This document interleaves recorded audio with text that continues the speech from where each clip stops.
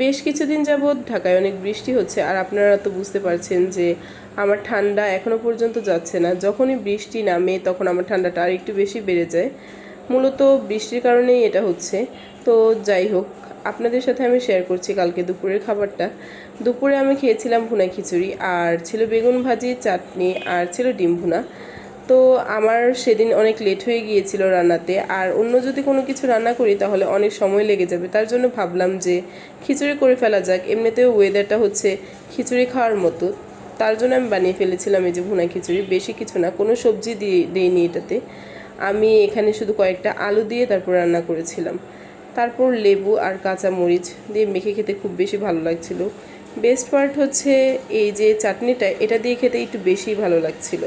তো এগুলো দিয়েই আমি কালকে দুপুরে খাবার সেরেছিলাম। রাতে অন্য কিছু রান্না করেছিলাম, কিন্তু সেটা আপনাদের সাথে অন্য আরেকদিন শেয়ার করব।